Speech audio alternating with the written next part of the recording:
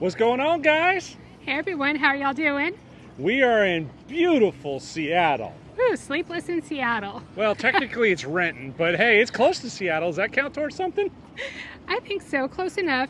I'm sure they see the airplanes in the background. What's that all about? Yeah, what is that all about? Well, that's the Boeing plant or the Boeing factory, and we're standing on Lake Washington. Yeah, we wanted to go take a tour, but they have closed tours for right now, which is a shame, but who knows, maybe another time. So why are we even here in the first place? We haven't even said why we're here. Oh, we're here for your work trip. That's right, I'm here for a work trip. So what are we going to do and what are we going to share in this great video? So we're going to share 5 different touristy locations that are must-do on a budget of $120 a person, and we're going to do that in Seattle. So let's see if this works out. So we put out the lofty goal, $120 a person, 5 tourist attractions. Where do we go first? We went to the Space Needle.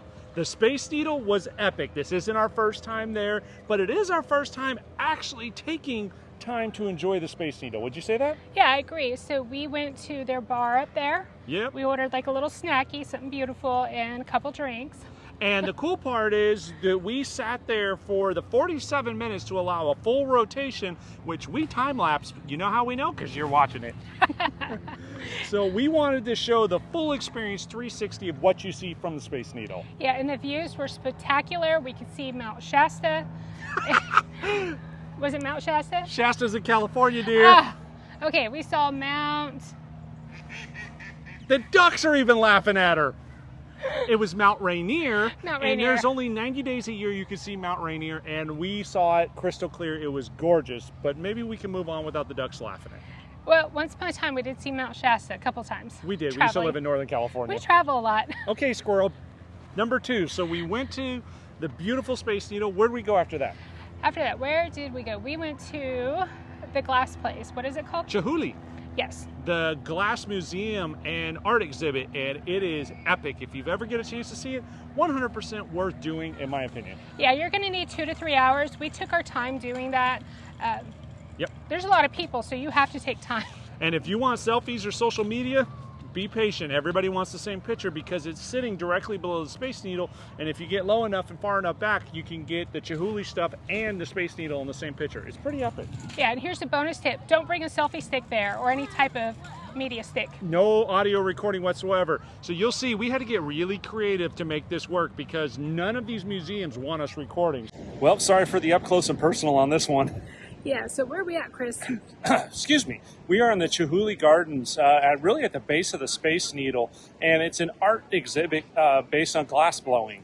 Yeah, and it's absolutely beautiful. You're going to need 2 to 3 hours, and that's just because there's a lot of crowds. Yeah. People want to take selfies and videos, which is cool, and there's no personal space around here. So. And of course, they won't let us use our selfie stick, so that's why I got my arm out here. It is worth doing, though. It is neat because they integrated a lot of the glass blowing into an outdoor art exhibit and then on the inside. Yeah, definitely come through. It's beautiful. We bought the city pass, so we're utilizing it. And it's all in walking distance from the Space Needle and MoPOP Museum. Yeah, let's go to MoPOP. MoPOPing. So we left there and we went right down the street to MoPOP. What's MoPOP? MoPOP, that's where they have different music history. It's more than that. It is it is the Museum of Pop Culture, MoPOP. So it's got everything from like way back in the early 20s and 30s, music to technology to video games, you name it. And movies. Movies. All that. And if you like horror, they've got a whole section for horror movies, not our bag. No, but we did go through it and we're like, that's not scary. Okay, some of this, yeah. You want to see scary, look at the taxes. Yes. MoPOP was a lot of fun and absolutely worth doing in my opinion. Yeah, and we took our time. We started on the 3rd floor, worked our way down. Normally, I think everyone goes on the 1st floor. We didn't watch the theater movie. It was so jam-packed in there. Yeah. And we've seen it before. So. We have, and if you want to go there and record music, they have areas where you can actually do some jam sessions. It's pretty cool. Again, another 2 to 3 hour adventure, wouldn't you say? Yeah, as y'all know, we can't sing. The world knows that. It's on the interwebs. And we don't play instruments, but it was cool that people were recording themselves in the recording studio up on that 3rd floor. Yes. So we left MoPOP and then... We went on a harbor cruise for an hour. Yes, we did. So we took the Argosy Cruise, and we went around 8.5 miles around the cruise, or around the harbor, and for me, amazing. Why? Because they were catching fish. Yes, they were, and we got to applaud the folks that were in the boat catching the fish, and then as soon as we were done applauding, boom, another fish on. Yeah, the guy on the, well, whoever he was on the boat, got about a 30-pound salmon. It's salmon season right now, so there was boats everywhere. So we got to see that. We got to see the dry dock for the U.S. Navy boats, and we got to see the Coast Guard station. And the fuel docks, or the fuel barges. Yes. Yeah, it's a pretty cool. We didn't realize it was the second busiest transportation port on the West Coast, next to LA, Long Beach. Yeah, so bonus tip, if you go on the tours, on the boat tours, when you're sitting in there and you're facing the nose, sit on the right side. You're going to have the best views. You're going to be closer into the city, and then... It's NASCAR, y'all. One big left turn. Yep. So sitting on that side, perfect. Well worth it, and that was all part of the City Pass. Yes. So the City Pass was the $120 a person, gave us 5 options. Well, actually, it gave us like 8 options. We chose the 5 that we went on, and then we wanted to throw in a couple bonuses. So what's a bonus thing to do that doesn't cost you money? Go to Pike Place Market. Yes, everybody knows about Pike Place. You know, they throw the big old salmon across. And the fish, yep. Yep. It is one of the oldest markets around, and beware, everything here opens late and closes early. Yeah. It was like 10 to 5, right? Literally 10 to 5. Like so every day. Every day. So get downtown like 9, get parked, get to where you want to go do your stuff. It's really hard to get everything done in a weekend, so we've extended our, not extended our trip, but we extended our touristy. Yeah, because we couldn't get it done in 2 days. There's no way. So we're staying over here at Lake Washington at the Hyatt Lake Washington. Yep. Creative. What do you think about the hotel? The hotel is amazing. There's a Starbucks in here. They have a little marketplace. They have a restaurant. And of course, they have a dockside where you can get some food and drinks and just sit right on the lake. It is gorgeous views. And it is 93 freaking degrees right now. I thought Seattle was cold and windy. Usually like Juneau weather where I'm from, Juneau, Alaska, but they're having an excessive heat wave here, and it feels amazing because there's no humidity. Yep. So if you're looking for something to do near Seattle and you don't want to spend money, come over to Lake Washington. They have a dock where you can come up on your float plane if you're bougie like that. Yeah, and they have a park right next door so you can bring the family, have a picnic. There's some ducks. They've got a beach over there with the swimming area, and the water's actually warm. We stuck our hands in there. I was a little questioning that going in. Yeah, there's people on paddle boards, kayaks, all kinds of different kind of boats. They're fishing. Oh, fishing. But fishing is the mission. That's what the Air Force told me when I was stationed in Alaska. Fishing is the mission. Yeah, and he caught me there, so. You know, hook, line, and sinker, y'all. So today's a high 93, it's 90 degrees, and it is actually hot out here. There is a extreme heat, high heat warning. For this area, this is really, really warm. When we lived in Alaska, I would say this would be hot. Oh, this would be extremely hot if we were still living in Alaska. Well, what's the best part? Visiting Alaska, which we're going to do next summer. No, I was talking about here, y'all. Oh, here? Oh. No humidity. Oh, yeah, no humidity. We actually ate on the balcony, and we could watch the water, watch the boats go in and out. It was a lot. It was beautiful and peaceful. So there's a restaurant inside the Hyatt called Water Table. Makes sense, like water table. And you sit on the third story above the lake, and you can watch all the stuff that's going on. And out of your window to your left, you have the Boeing plant, so you can see them working on the planes. And then directly in front of you and to the right, you've got the lake, and then now we're in the park. Yes. So the food's amazing. You don't have to be a hotel guest to eat here, but you do have to either valet or self-park.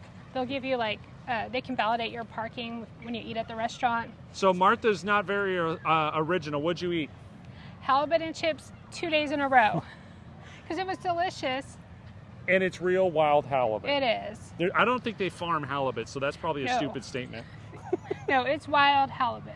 It was good. It was delicious. Chris had that last night, and tonight, what did you have? I had a Wagyu burger, and it was excellent. And we shared an appetizer of Brussels sprouts. Yep, we're not very exciting, and it had unsweetened tea. I know, unsweetened. Dun, dun, dun. It was refreshing. You lost your Southern card. Girl, you had unsweet tea. Hey, we put sweetener in it. What do we put in that tea? We put like Sweet Low, they have Splenda, so they have different types of sweeteners you can put in there. We still lost our Southern. We did because you can have sweet tea and unsweetened tea. We lost our I can't even word. Hey, it was delicious and refreshing. That's right. So what's the next thing that somebody should do in Seattle? And it's kind of gross.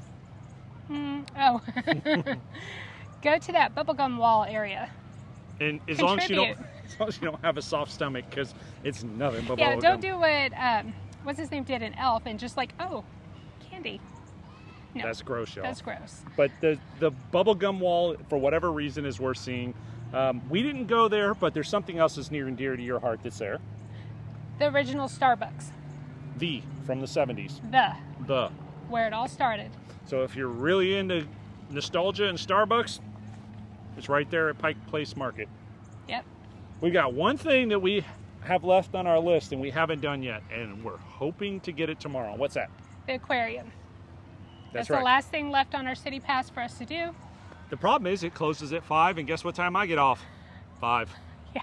So I'm going to talk to my boss tomorrow and see if I can't skate out an hour early, run down, and go do the aquarium so we can hit number 5. We'll let you know if we succeed.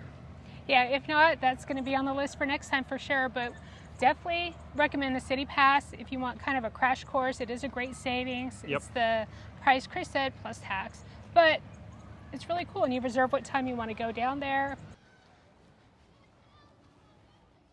You know what's hilarious? What's that? I feel like Forrest Gump. I was running. We're sitting on a park bench, y'all. The sun was melting us. It was. So another fun thing we got to do while we're here, laundry. Oh, that sucked. We packed super light. We're mindful how we packed. Yeah, you know, we don't have the RV and we're staying in a hotel and we didn't want to bring a ton of clothes. So yeah, we went to the laundromat. So if you need to go to a laundromat, I guess that's a bonus. Renton Laundry, which is just outside Seattle, was excellent. Yeah, 4.5 stars. You can't get 4.5 people to agree on anything, let alone a laundromat.